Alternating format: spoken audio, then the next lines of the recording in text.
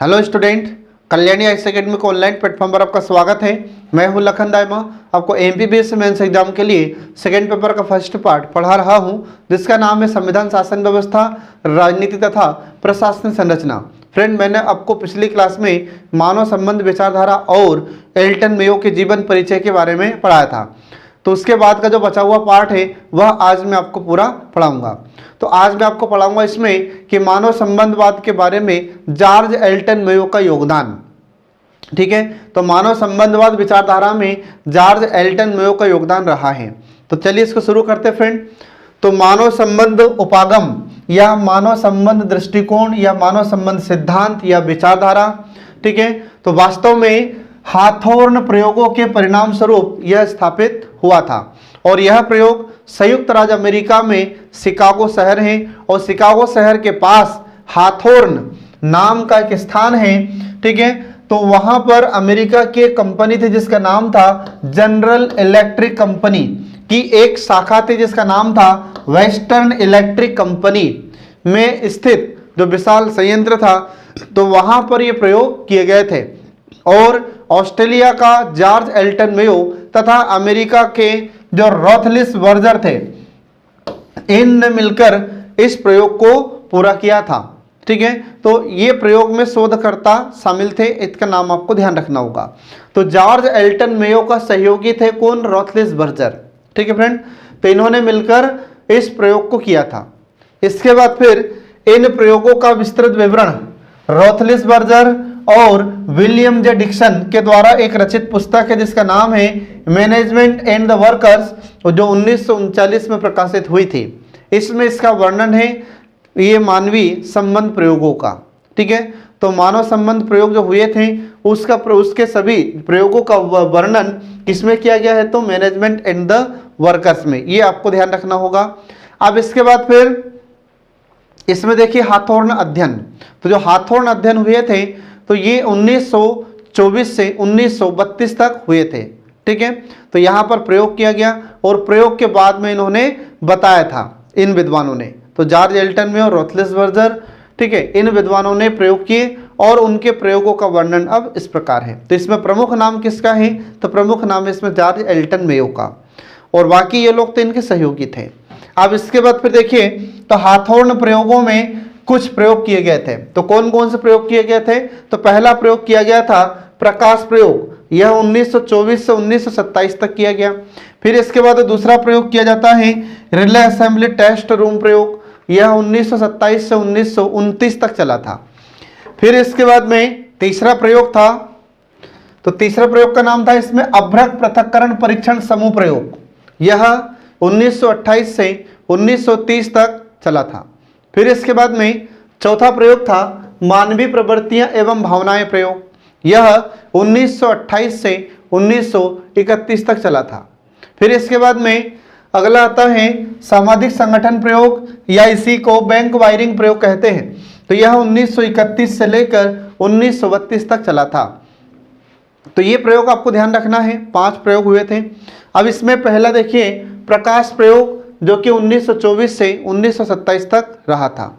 अब देखिए इसमें, तो यह प्रयोग राष्ट्रीय विज्ञान अकादमी की राष्ट्रीय शोध परिषद हाथोर्न फैक्ट्री के निरीक्षक जॉर्ज पेनोक एवं उनके अन्य साथियों के द्वारा इसे शुरू किया गया था। और इस प्रयोग में 6 लड़कियों को 2 समूह में रखा गया था, और उन्हें समान कार्य दिए जाते हैं, तथा उनके कमरों का प्रकाश तथा कमरों की जो अन्य सुविधाएं थी प्रारंभ में स्थगित कर दी गई थी या स्थिर कर दी गई थी, और धीरे धीरे प्रकाश को फिर कम या ज़्यादा करके उससे उत्पादन पर पड़ने वाले प्रभाव को भी देखा गया था। फिर 1.5 वर्ष तक शोध करने के बाद इसमें अन्य सुविधाएं प्रारंभ में रखी गई थी। फिर इसके बाद में 1.5 वर्ष के बाद शोध करने के पश्चात यह निष्कर्ष निकाला गया कि प्रकाश या अन्य सुविधाओं को कम या अधिक करने से उत्पादन कम नहीं हुआ है, बल्कि दोनों समूहों के उत्पादन में वृद्धि हुई है। और इन प्रयोगों में जॉर्ज एल्टन मेयो को जॉर्ज पेनॉक, विलियम जे डिक्सन और ई वार्नर, रोथलिस वर्जर, एल जे हेंडरसन आदि लोगों का सहयोग इसमें मिला था। तो ये आपको ध्यान रखना होगा। फिर इसके बाद में दूसरा प्रयोग आता है रिले असेंबली टेस्ट रूम प्रयोग। तो यह 1927 से शुरू हुआ जो 1929 तक चला था। इस प्रयोग में समूह उत्पादन योजना के स्थान पर प्रति व्यक्ति दर योजना शुरू की गई और साथ ही प्रकाश सिद्धांत छोड़कर दैनिक विश्राम के क्षण तथा कार्य की अवधि को नियंत्रित कर प्रयोग किए गए थे। फिर इसके बाद में सभी कारकों में विभिन्न परिवर्तन करने के बाद कुछ समय के लिए सभी सुविधाएं समाप्त करने के बाद भी केवल प्रति व्यक्ति दर को छोड़कर यह परिणाम देखने को मिले कि कुछ ही दिन उत्पादन गिरा परंतु शीघ्र ही उत्पादन का अत्यधिक स्तर बढ़ जाता है। फिर इसके बाद में आगे देखिए इसमें कि इन प्रयोगों से यह स्पष्ट था कि प्रकाश व्यवस्था, प्रोत्साहन योजना, विश्राम के क्षण आदि उत्पादकता से प्रत्यक्ष संबंधित नहीं थे और इसे हाथोर्न प्रभाव या आर्टिफिशियल रिस्ट्रिक्शन ऑफ आउटपुट इसे नाम दिया गया था और यह समझा गया कि श्रमिकों को प्रयोगकर्ताओं के प्रयोगों के बारे में पहले से पता था, अतः वे जानबूझकर ऐसा करते थे। फिर इसके बाद में शोध के परिणामों को देखकर मेयो ने यह निष्कर्ष निकाला कि श्रमिकों ने मिलकर अपना एक समाज बना लिया है और इस प्रकार मेयो ने सामाजिक मनुष्य की व्याख्या भी की थी। फिर इसके बाद में इस संबंध में मेयो ने यह निष्कर्ष दिया कि कार्य संतुष्टि मूलतः समूह की अनौपचारिक सामाजिक रचना पर निर्भर करती है और निरीक्षकों को ऐसा व्यवहार करना चाहिए कि श्रमिक अपनी बात खुलकर कह सके। और मेयो ने यह भी कहा था कि पर्यवेक्षण तथा मनोबल ये प्रत्यक्ष से संबंधित थे। ठीक है, तो ये थे दूसरे प्रयोग के बारे में जानकारी जो आपको याद रखना है। अब इसके बाद देखिए तीसरा प्रयोग। तो तीसरा प्रयोग है अभ्रक पृथक्करण परीक्षण समूह प्रयोग। यह 1928 से शुरू हुआ जो कि 1930 तक चला था। अब इसके बाद देखिए तो इस परीक्षण में पीस रेट सिस्टम या पीस रेट व्यवस्था को स्थिर रखकर कार्य की दशाओं को बदलकर देखा गया एवं उसमें यह पाया गया कि उत्पादन में 15% वृद्धि हुई थी और इस प्रयोग से यह निष्कर्ष निकाला गया या यह सिद्ध हुआ कि गैर वेतनिक चर भी उत्पादन पर प्रभाव डाल सकते हैं। इसके बाद फिर अगला आ जाता है मानवीय प्रवृत्तियां एवं भावनाएं प्रयोग। तो यह 1928 से 1931 तक चला था। हार्वर्ड अध्ययन दल के द्वारा किए गए इस शोध में मानवीय व्यवहार तथा भावनाओं को जानने का प्रयास किया गया था और यह प्रयोग हाथोर्न संयंत्र के 25,000 कार्मिकों में से 21,126 कार्मिकों पर किया गया था, जिसमें उनसे साक्षात्कार करके यह प्रश्नावली भरवाई गई थी। एक प्रश्नावली इनसे भरवाई गई थी। ठीक है, और प्रत्येक श्रमिक से यह कहा गया था कि वह प्रबंध को नीतियों, कार्यक्रमों और कार्य के माहौल तथा मालिकों के व्यवहार के बारे में अपने विचार खुलकर प्रकट करने होंगे। ठीक है, और इस प्रयोग ने श्रमिकों की जो कल्पना शक्ति थी को बढ़ावा दिया तथा परिणाम स्वरूप बिना फैक्ट्री के माहौल, इसके बाद भौतिक सुविधाएं तथा वेतन में परिवर्तन किए ही उत्पादन इसमें बढ़ गया था एवं श्रमिकों के व्यवहार में सकारात्मक परिवर्तन देखने को भी मिला था। ठीक है, तो ये आपको ध्यान रखना होगा फ्रेंड। इसके बाद फिर अगला जाता है, इसमें देखिए कि ये जो प्रयोग हुए थे तो इस प्रयोग के दौरान यह देखा गया था कि श्रमिकों की कुछ शिकायतें थी। तो उनकी 2 शिकायतें थी। तो 2 शिकायत किस प्रकार की थी? तो पहली शिकायत उनकी यह थी कि प्रत्यक्ष एवं भौतिक शिकायतें थी। ठीक है, और दूसरी शिकायतें उनकी यह थी अप्रत्यक्ष एवं मनोवैज्ञानिक शिकायतें। ठीक है, मतलब जो पहली शिकायतें थी तो पहली शिकायत भौतिक शिकायत मतलब कुछ वेतन संबंधी भी थी और दूसरी अप्रत्यक्ष या मनोवैज्ञानिक शिकायतें मतलब उनको मानसिक रूप से संतुष्ट नहीं किया जाता था। ठीक है, तो ये 2 प्रकार की शिकायतें बताई थी उस समय वहां के जो श्रमिक थे उन्होंने। फिर इसके बाद में हार्वर्ड अध्ययन दल ने इन प्रयोगों के फलस्वरूप यह निष्कर्ष निकाला कि श्रमिकों द्वारा वर्णित शिकायतों तथा तथ्यों में कोई संबंध नहीं है और श्रमिकों की पारिवारिक, व्यक्तिगत, इसके बाद पारिवारिक समस्याएं, व्यक्तिगत समस्याएं और बीमारियां ही उनकी कार्य क्षमता को बाधित करती हैं। और इन समस्याओं को मेयो ने निराशावादी ख्याली पुलाव भी कहा था। फिर इसके बाद में इस प्रयोग से 3 बातें स्पष्ट हो गई थी। तो 3 बातें कौन कौन से स्पष्ट हुई थी? तो पहला पॉइंट यह आता है कि श्रमिकों ने इस पहल की सराहना की तथा प्रबंध में अपना योगदान देने की भावना ने उत्पादन में वृद्धि की थी। दूसरा है कि इससे पर्यवेक्षकों के व्यवहार में परिवर्तन हुआ था। फिर तीसरा पॉइंट इसमें यह था कि इससे श्रमिकों में अपने साथियों को बेहतर ढंग से समझने की सोच उत्पन्न हुई थी। तो ये 3 बातें इस प्रयोग से स्पष्ट हुई थी फ्रेंड, जो आपको याद रखना होगा। अब इसके बाद देखिए 5वां प्रयोग। तो 5वां प्रयोग का नाम आता है सामाजिक संगठन प्रयोग, या इसे ही बैंक वायरिंग प्रयोग कहा जाता है, और यह 1931 से 1932 तक चला था। अब इसमें देखिए, तो यह प्रयोग मेयो के द्वारा हाथोड़ने संयंत्र में किया गया था, और यह अंतिम प्रयोग था जो समूह के व्यवहार के विश्लेषण पर आधारित था। ठीक है। इसके बाद इस समूह में एक दूसरे से कार्य के आधार पर जुड़े हुए श्रमिकों को या जुड़े हुए श्रमिकों का चयन करके उन्हें 3 समूहों में रखा गया था, और ये कार्य धातु को सोल्डर करना, टर्मिनल लगाना तथा तार लगाना संबंधित थे। और इन श्रमिकों को वेतन समूह प्रोत्साहन योजना के अंतर्गत इन्हें दिया जाता था। तो श्रमिकों को वेतन कैसे दिया जाता था? प्रोत्साहन योजना, मतलब उनको थोड़ा प्रोत्साहित करने के लिए पैसा इसमें दिया जाएगा, वेतन दिया जाएगा।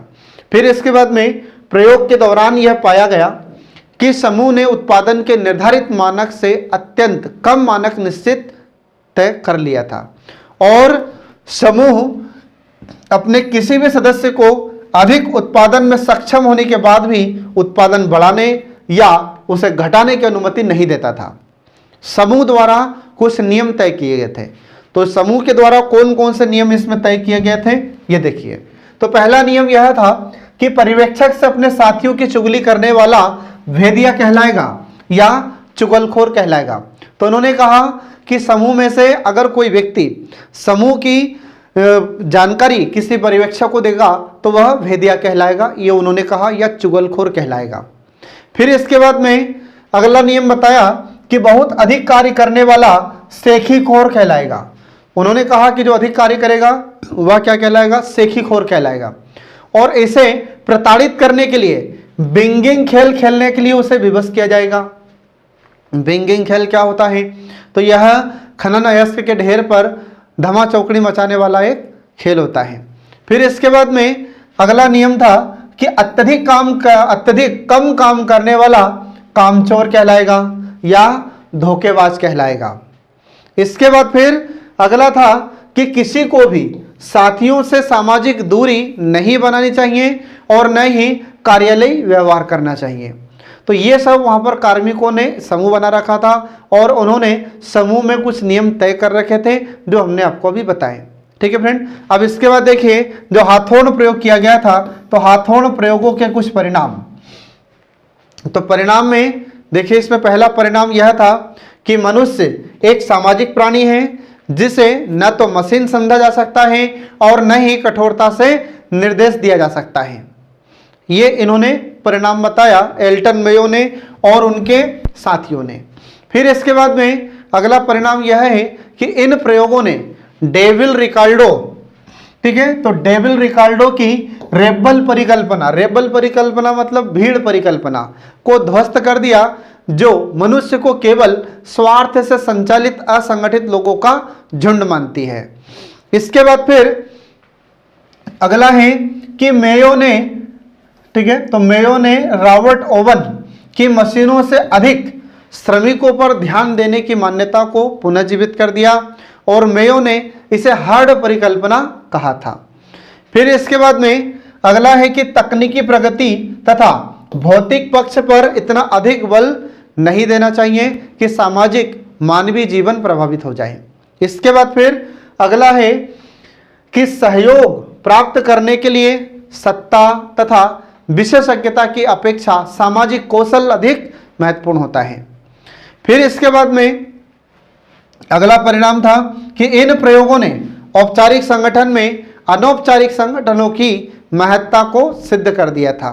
मतलब कि जो औपचारिक संगठन होता है तो उसमें लोगों का या कार्मिकों का अनौपचारिक संगठन भी पाया जाता है और इसके महत्व को भी उन्होंने सिद्ध कर दिया था।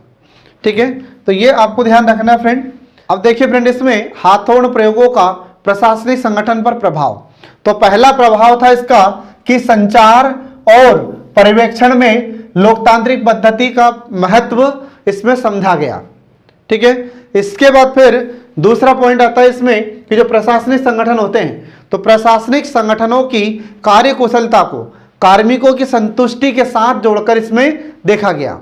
ठीक है, इसके बाद फिर अगला आ जाता है कि कठोर कानूनों, नियमों, संरचना तथा परंपरागत पद्धति के द्वारा प्रशासन के संचालन के स्थान पर मानव संबंधों को आधार बनाया गया था। फिर इसके बाद में अगला आता है कि इस प्रयोग ने रॉबर्ट ओवन की उस मान्यता को पुनः बल दिया जिसमें मशीनों की बजाय मानव की ओर चिंतन करने की सिफारिश की गई थी। इसके बाद फिर अगला पॉइंट इसमें आता है कि मेयो ने मनुष्य को भीड़ परिकल्पना के स्थान पर हerd परिकल्पना प्रस्तुत की थी। तो ये आपको ध्यान रखना होगा फ्रेंड। अब इसके बाद फिर अगला आ जाता है कि प्रशासनिक संगठनों में अनौपचारिक संगठनों तथा संबंधों को मान्यता मिली। इसके बाद फिर अगला आ जाता है इसमें अगला प्रभाव देखिए इसमें कि अनुपस्थिति, उदासीनता तथा थकान के कारणों को जानने के पश्चात मानवीय समस्याओं का मानवीय समाधान ढूंढा जाने लगा। फिर इसके बाद में अगला प्रभाव इसका आता है कि प्रशासन में लोचशीलता लाई जाए। इसके बाद फिर अगला जाता है कि कार्मिकों की समस्याओं के समाधान के लिए प्रयास प्रारंभ किए गए। तो ये सब इसके प्रभाव थे। एग्जाम में आपसे क्वेश्चन पूछ सकता है कि जो हाथोड़ प्रयोग किया गया था तो हाथोड़ प्रयोग के संगठन पर क्या प्रभाव होते हैं, तो ये प्रभाव आपको लिखना होगा। 5 नंबर में आपसे पूछा जा सकता है। ठीक है फ्रेंड, तो ये आपको ध्यान रखना है। अब इसके बाद में आगे देखिए कि जो मानव संबंधवाद था, तो जो मानव संबंधवाद विचारधारा है इसकी आवश्यकता क्यों है या इसका महत्व क्या है वर्तमान में। ठीक है, तो देखिए इसमें इसकी आवश्यकता या इसका महत्व। तो पहला इसका महत्व है या इसकी पहली आवश्यकता यह है कि कर्मचारियों की संतुष्टि। ठीक है, तो जब यह मानव संबंधवाद विचारधारा अस्तित्व में आती है तो इसमें यह सिद्ध किया गया कि कर्मचारियों की संतुष्टि बहुत जरूरी है। मतलब कि जो भी कार्मिक है, कार्य करने वाला, उसको संतुष्ट रहना जरूरी है। फिर दूसरा है कि मानवीय समस्याओं का समाधान। तो यहाँ पर जो भी काम करने वाले हैं, कार्मिक है, ठीक है, तो इनकी जो भी समस्या है, इनकी समस्या का समाधान होना जरूरी होता है। फिर इसके बाद में अगला आता है कर्मचारियों की सजगता। ठीक है, तो जो भी कर्मचारी है तो उसमें सजगता पूर्ण कार्य करें। फिर इसके बाद में अगला आता है उद्देश्यों की प्राप्ति। तो संगठन जिस उद्देश्य को लेकर स्थापित किया गया था तो उस उद्देश्य की प्राप्ति करना जरूरी है। फिर इसके बाद में अगला है अनौपचारिक संगठनों का विकास होता है इससे। फिर इसके बाद में अगला है मानवीय आकांक्षाओं को पूरा करना। मतलब मानव की जो इच्छाएं होती हैं उनको पूरा करना जरूरी होता है। फिर इसके बाद में अगला आता है मानवीय साधनों का सदुपयोग किया जाए। ठीक है, इसके बाद फिर अगला आता है इससे मनोबल में वृद्धि होती है। फिर इसके बाद में अगला आता है इससे सामाजिक उत्तरदायित्व को बढ़ावा मिलता है। फिर इसके बाद में प्रबंधकीय कार्यों का निष्पादन। ठीक है, फिर इसके बाद लास्ट इसमें आता है मितव्ययी एवं श्रेष्ठ उत्पादन। मतलब कम लागत में अधिक उत्पादन। तो ये सब मानवीय संबंध विचारधारा की आवश्यकता या इसका महत्व होता है। ठीक है फ्रेंड, अब इसके बाद देखिए आगे, तो आगे देखिए इसमें मानव संबंध सिद्धांत की आलोचना। मतलब मेयोवाद ने जो मानव संबंधवाद को अधिक बढ़ावा दिया है तो इसके कुछ आधारों पर आलोचना भी की जाती है। तो इसमें देखिए आलोचना का पहला पॉइंट होता है कि कार्य पर उचित ध्यान नहीं देना। तो इसमें पीटर एफ ड्रकर ने कहा है, तो पीटर एफ ड्रकर के अनुसार मानवीय संबंध विचारधारा कार्य पर उचित ध्यान नहीं देती, यह केवल व्यक्तिगत संबंधों तथा समूह संबंधों पर बल देती है। ये इन्होंने कहा है पीटर एफ ड्रकर ने। इसके बाद फिर दूसरी आलोचना का पॉइंट है अनेक अपूर्णताएं। तो रिचर्ड एंड नीलेंडर ने कहा है, तो इन्होंने कहा कि मानवीय संबंध दृष्टिकोण अपूर्ण, अदूरदर्शितापूर्ण तथा मानव व्यवहार के विभिन्न परिप्रेक्ष्यों में एकीकरण के अभाव से युक्त है और इसका उद्देश्य व्यक्तियों को निराशपूर्ण ढंग से नचाने के अतिरिक्त और कुछ भी नहीं है। ये इन्होंने इस आधार पर आलोचना की। फिर इसके बाद में अगला आता है इसमें अनिश्चित तथा दोषपूर्ण प्रयोग। ठीक है, तो अधिकांश मानव संबंधवादी प्रयोग अनेक कारणों जैसे समय के अभाव, साधनों की कमी, पक्षपात, भय और अनुपयुक्त शोध प्रविधियों आदि के कारण अनिश्चित एवं दोषपूर्ण हो गए थे और ये व्यापक स्तर पर उपयुक्त सिद्ध नहीं होते हैं। फिर इसके बाद में अगला आता है आर्थिक पहलू की उपेक्षा।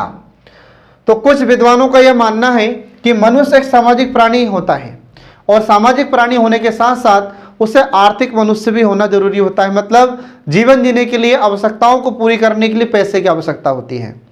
ठीक है, क्योंकि अपनी प्रारंभिक आवश्यकताओं को संतुष्ट करने के लिए धन प्राप्त करने की इच्छा करता है और सर्वप्रथम इस इच्छा से वह कार्य करने के लिए ही प्रेरित होता है। और अगर किसी व्यक्ति को सिर्फ आप तसल्ली देते रहो, उसको संतुष्ट रखो लेकिन पैसे मत दो, तो क्या वह संगठन में कार्य करेगा? नहीं करेगा।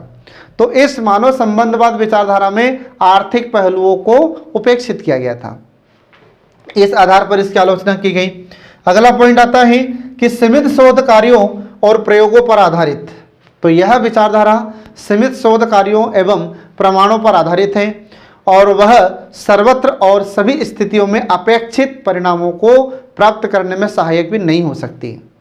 फिर इसके बाद में अगला पॉइंट इसमें आता है ऋणात्मक योगदान। तो ऋणात्मक योगदान इसके पक्ष में पीटर एफ ड्रकर का कहना है।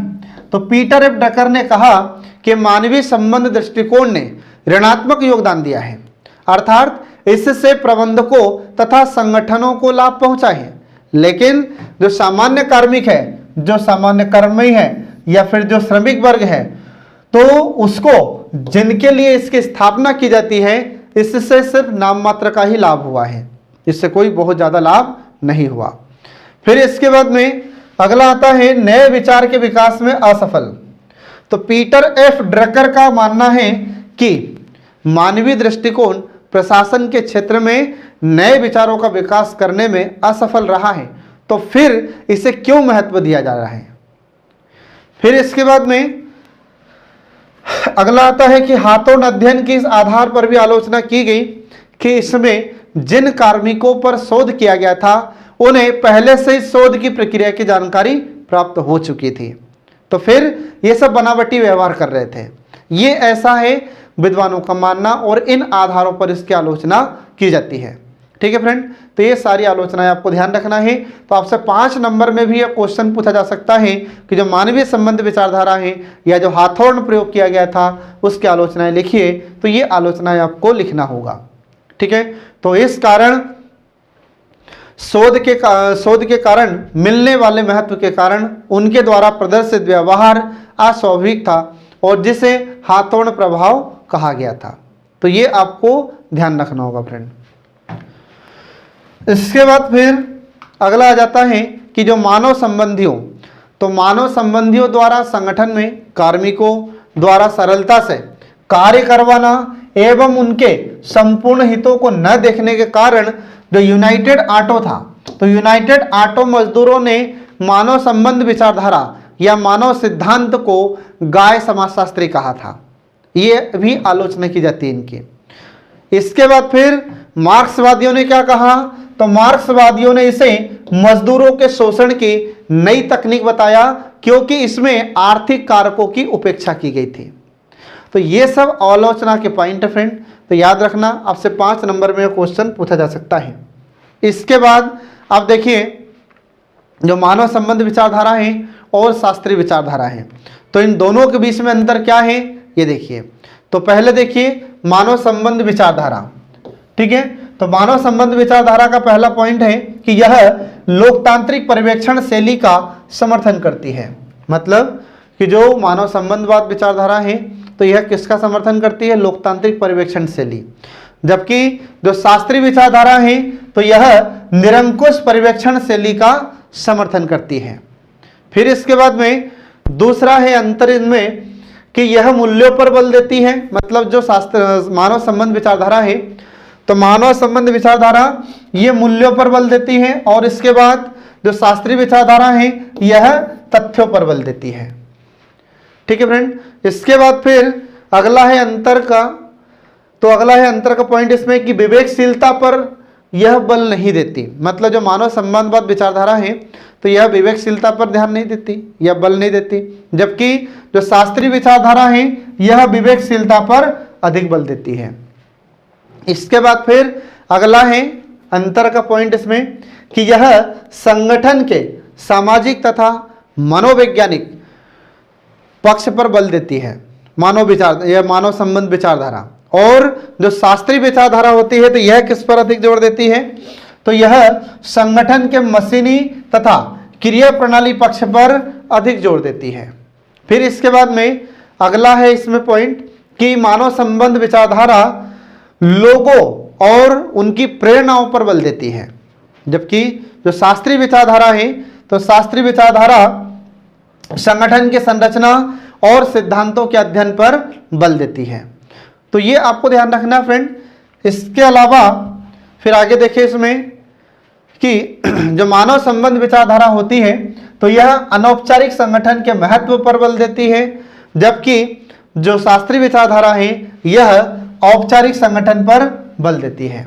फिर इसके बाद में अगला आ जाता है मानव संबंध विचारधारा में कि यह संगठन की भावनाओं से परिपूर्ण सामाजिक व्यवस्था पर आधारित होती है, जबकि जो शास्त्रीय विचारधारा होती है तो यह संगठन की तार्किक और अवैयक्तिक व्यवस्था के रूप में देखती है। फिर इसके बाद में अगला आ जाता है कि मानव संबंध विचारधारा कर्मचारियों को सामाजिक मनुष्य के रूप में देखती है, जबकि जो शास्त्रीय विचारधारा है यह कर्मचारियों को केवल आर्थिक मनुष्य के रूप में देखती है। मतलब कि मनुष्य सिर्फ किसके लिए काम करता है? पैसे के लिए काम करता है। और जो मानव संबंध विचारधारा है इसका क्या मानना है?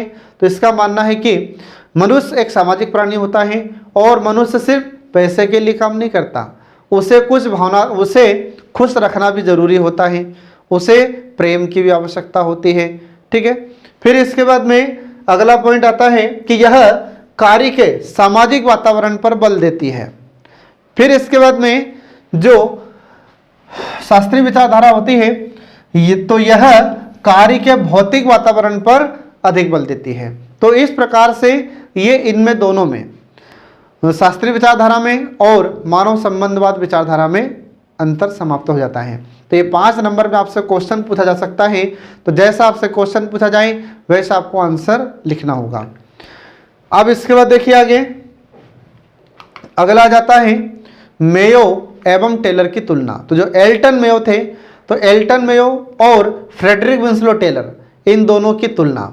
तो इसमें हम पहले पढ़ेंगे या पहले मैं आपको बताऊंगा कि ये दोनों समान विचारधारा रखते थे और फिर इन दोनों में अंतर क्या है ये मैं आपको बताऊंगा।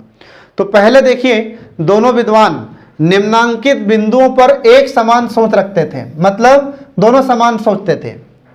तो कुछ ऐसे पॉइंट हैं जिनमें एल्टन मेयो और फ्रेडरिक विंसलो टेलर दोनों के विचार समान थे। तो देखिए इसमें पहला है इसका पॉइंट समानता का कि दोनों का निष्कर्ष यह है कि संगठन में कुछ निश्चित परिवर्तन कर देने से समस्याओं का समाधान संभव है। ये दोनों मानते थे, टेलर भी मानते थे और एल्टन मेयो भी मानते थे। फिर इसके बाद में दूसरा है समानता का पॉइंट कि संगठनात्मक समस्याओं के लिए प्रबंध को दोषी मानना तथा श्रमिकों एवं प्रबंधकों में न्यायोचित संबंधों की स्थापना पर बल देना। तो ये दोनों ही सोचते थे। ठीक है। मतलब जो संगठन की समस्या होती है तो संगठन की समस्या के लिए जो प्रबंध होता है तो प्रबंध को दोषी मानना और इसके बाद में श्रमिक और प्रबंधकों में न्याय उचित संबंधों की स्थापना पर भी जोर दिया जाना चाहिए। तो ये दोनों इस पर बल देते थे। इसके बाद फिर अगला आता है कि प्रबंधक या प्रशासन या संगठन को वैज्ञानिक दृष्टि से देखने एवं परखने का प्रयास करना चाहिए। इसके बाद फिर अगला है कि दोनों में कम उत्पादन के कारणों को जानने की इच्छा बताई गई थी। कंपनी में किस कारण से उत्पादन कम हो रहा है तो इसको जरूर जानना चाहिए। फिर इसके बाद में अगला आता है कि संघर्ष एवं मनमुटावों को हानिकारक मानना तथा सहयोग को बढ़ावा देना। तो ये दोनों ने ही माना था कि संघर्ष नहीं होना चाहिए, मनमुटाव नहीं होना चाहिए। अगर संघर्ष है कार्मिकों के बीच में या फिर प्रबंधक और कार्मिकों के बीच में, अगर मनमुटाव है प्रबंधक और कार्मिकों के बीच में, तो इससे क्या होगा, संगठन को हानि होगी। ठीक है, फिर क्या करें, तो फिर उन्होंने कहा कि इसके स्थान पर सहयोग को बढ़ावा दिया जाना चाहिए। तो ये सब आपको इसमें ध्यान रखना फ्रेंड। अब इसके बाद देखिए एल्टन मेयो और फ्रेडरिक विंसलो टेलर के बीच में अंतर या दोनों की विचारधाराओं में अंतर।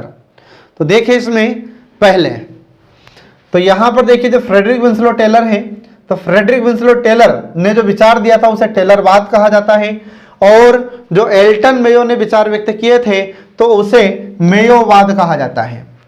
ठीक है, अब इसमें देखिए पहला अंतर का पॉइंट।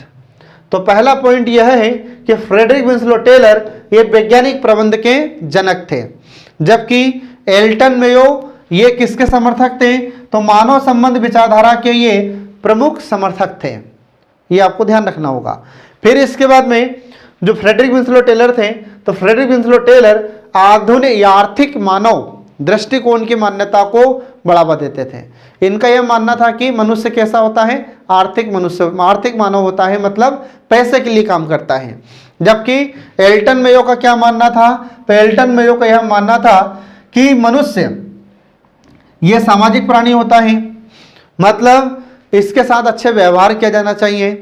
ठीक है, अगर इसकी कोई समस्या है तो उसकी समस्या को समझा जाना चाहिए, ये एल्टन मेयो का कहना था।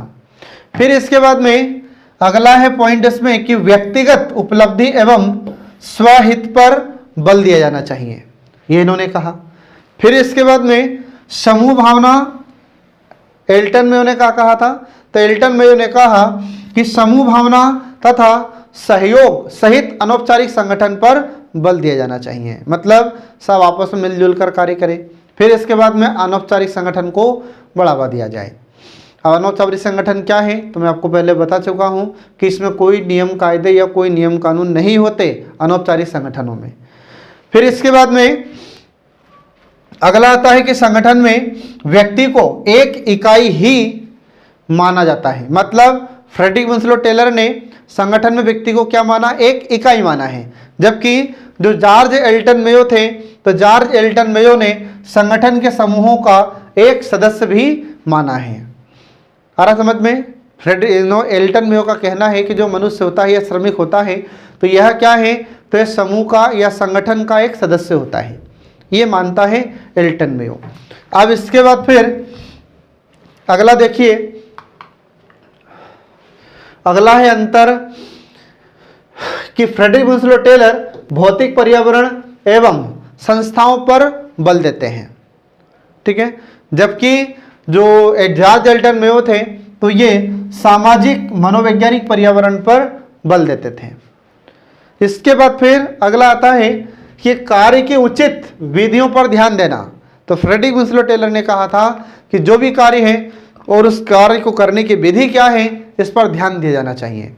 तो इसके बाद फिर जॉर्ज एल्टन मेयो क्या कहते हैं, तो जॉर्ज एल्टन मेयो ने सामाजिक संबंधों पर अधिक ध्यान दिया था। फिर इसके बाद में फ्रेडरिक विंसलो टेलर ने मानसिक क्रांति का समर्थन किया था। इसके बाद फिर जो जॉर्ज एल्टन मेयो थे, तो ये किसके समर्थक थे, मानवीय सहयोग के समर्थक थे। फिर इसके बाद में अगला आता है कि यह मान्यता कि उत्पादकता से कार्य संतुष्टि बढ़ती है। फ्रेडरिक विंसलो टेलर का यह मानना था कि अगर उत्पादन में वृद्धि होगी तो जो भी कंपनी का मालिक है या फैक्ट्री का मालिक है या कोई संगठन का जो भी मालिक है उसको फायदा होगा। फिर इसके बाद में अगर मालिक को फायदा होगा तो वह अपने मजदूरों को या अपने श्रमिकों को और अधिक काम देगा, और अधिक काम मिलेगा तो उसको रोजगार भी ज़्यादा प्राप्त होगा, मतलब उसे पारिश्रमिक या वेतन भी ज़्यादा प्राप्त होगा। ये फ्रेडरिक विंसलो टेलर का कहना था। जबकि एल्टन मेयो क्या कहते हैं, तो जॉर्ज एल्टन मेयो कहते हैं कि संतुष्टि से उत्पादकता बढ़ती है। मतलब अगर कार्मिक संतुष्ट है तो वह मन लगाकर कार्य करेगा।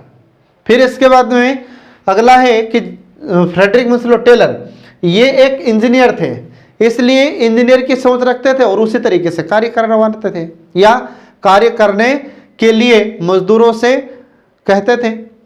इसके बाद फिर आप जैसे इंजीनियर होंगे या वैसा काम करवाएंगे। तो फ्रेडरिक विंसलो टेलर भी पेशे से क्या थे, इंजीनियर थे, तो ये फिर इंजीनियर की तरह सोच रखते थे और वैसे कार्य करवाते थे मजदूरों से। फिर वही जो जॉर्ज एल्टन मेयो थे, तो जॉर्ज एल्टन मेयो ये मनोवैज्ञानिक सोच रखते थे, मतलब ये मानव की सोच को समझकर फिर कार्य करवाते थे। इनका यह कहना था कि जो भी श्रमिक है हमारे पास संगठन में या कंपनी फैक्ट्री में जो भी काम करने वाले लोग हैं, पहले उनकी समस्या को समझो आप कि उनकी समस्या क्या है, उनकी समस्या का समाधान किया जाए, और अगर फिर ये कार्य करते हैं तो उत्पादन में वृद्धि अवश्य होगी, क्योंकि जब उनकी समस्याओं का समाधान किया जाएगा तो ये मन लगाकर कार्य करेंगे। ठीक है फ्रेंड, तो ये आपको ध्यान रखना है। तो इस प्रकार से इन दोनों के बीच में अंतर समाप्त हो जाता है, और इसी के साथ आज का हमारा टॉपिक भी समाप्त हो जाता है। तो इस टॉपिक से आपसे 3 नंबर के क्वेश्चन, 5 नंबर के क्वेश्चन और 11 नंबर के क्वेश्चन भी पूछे जा सकते हैं। जैसा क्वेश्चन पूछा जाए वैसा आपको आंसर लिखना होगा। ठीक है फ्रेंड, तो इसी के साथ आज का हमारा सेशन समाप्त होता है। नेक्स्ट वीडियो जल्दी ही आपके लिए लेकर प्रस्तुत होंगे। तब तक के लिए नमस्कार।